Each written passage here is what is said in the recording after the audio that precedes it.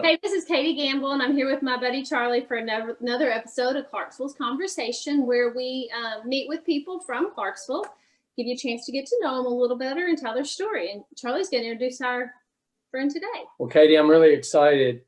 We have Emmalee from the 19th season of The Voice, and it's really cool to finally get to talk to you because for the last few years, my daughter has been at Clarksville High School. And so we know your father pretty well, and Katie's son is at Clarksville High School now. So it's kind of cool to get a little relationship. To have all those connections, right? Yeah. So welcome. We're excited to have you today. Yeah, thank you for having me. So we were looking through your bio and stuff and looking at some of the music that you did early on. So talk to us a little bit about the music you did like before The Voice. Yeah, so I released several songs before auditioning for The Voice over the past couple years. My first mainstream release being Fearless. And that is a song that's super special to me. It really is my story, and just kind of finding my voice as a young girl in the music industry, and just learning not to make decisions based off of fear, but make decisions based off of faith. And after those, I released several other mainstream songs, and the plan is to continue to do that. So I read that you got your first guitar at 11, and that's when you kind of started. Did you have any formal training, or were you just kind of natural at it? Yeah, so my request for Christmas when I was 11 was a guitar. And I took guitar lessons for about a year through Austin Peay's conservatory. And then after that, I just started figuring out chords and strumming and writing, and that really unlocked so much creativity for me.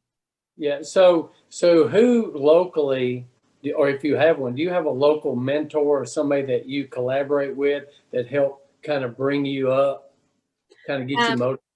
Yeah. So my vocal coach, Mo Loughran, who's actually based in Nashville, has been my cheerleader and champion since I was 13 years old. And, went to her for vocal lessons. And then as I continued to grow as a songwriter, we started collaborating and writing together. And she kind of got me involved in writing stuff for film and TV, which is super exciting. And she continues to be, just kind of a creative voice in my music. So when you saw that, okay, The Voice is getting ready to audition, talk a little bit about that. Like, what was that process like? How long did it take? Just briefly, because I know there's a lot to talk about. Yeah, of course. So I saw that open call auditions were going to be in Nashville for The Voice in January of this year. So it's been quick. It's almost been a year since my first audition in Nashville.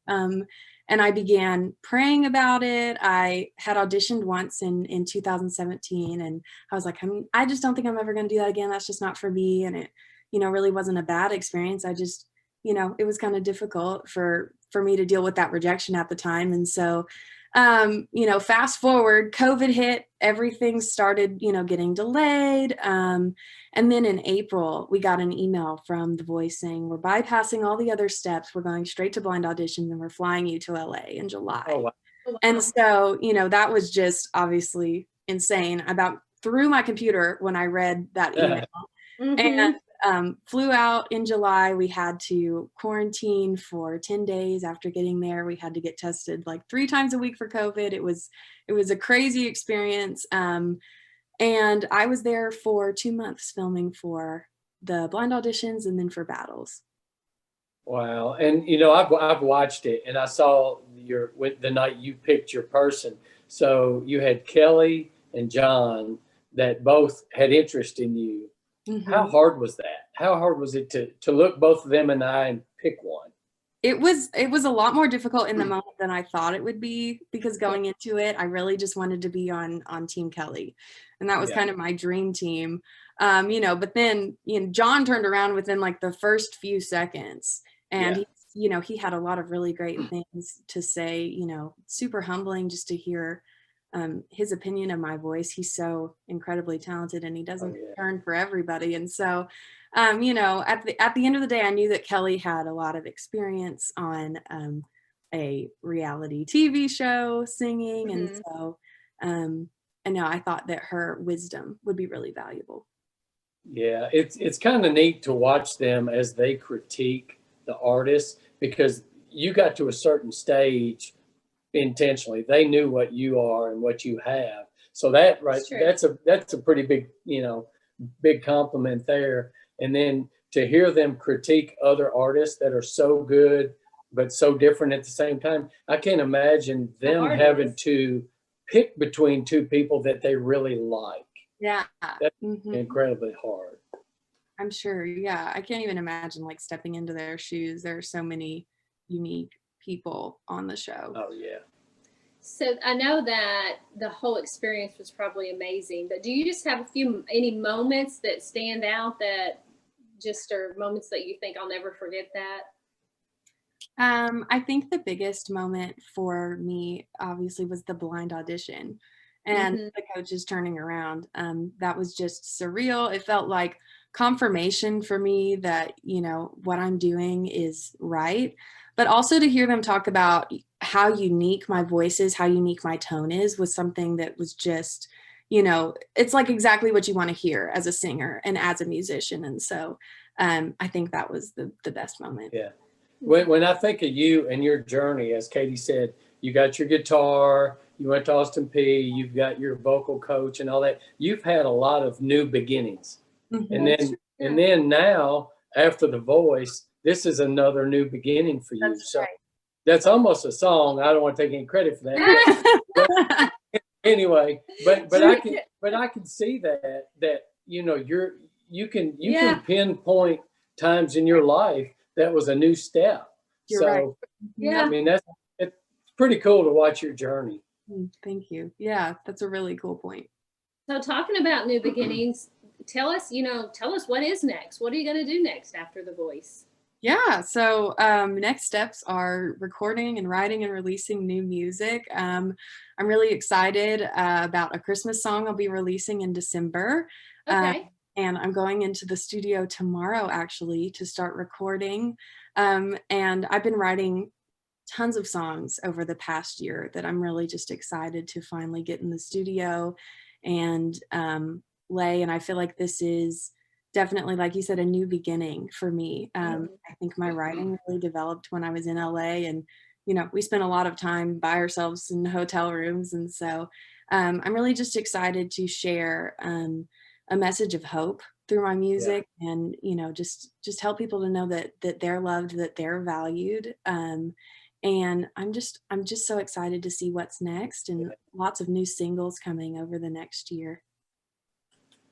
Well, I have, and you don't really have to answer this question, but you get on a show like The Voice, you get notoriety throughout the country, and then people probably approach you for, it could be a writing deal, could be a record deal, could be anything. Have you had people reaching out to you for certain things?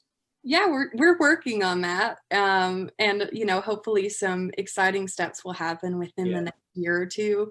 The goal for me as a writer is to find a publishing deal. And that would be a dream come true, and that's something that I've wanted since I was 13. So just to be able to sign with a publisher in Nashville would be amazing. I agree. That's awesome. That's awesome. Well, girl, you keep doing what you're doing, and it's all going to happen. I'm looking forward to kind of watching the rest of this journey. So we're going to find that Christmas song when it comes out. So when the Christmas song comes out, it'll be available, everywhere that you listen to music. If you want to head to my website, it's emmaleemusic.com, and all the info will be there. Yeah.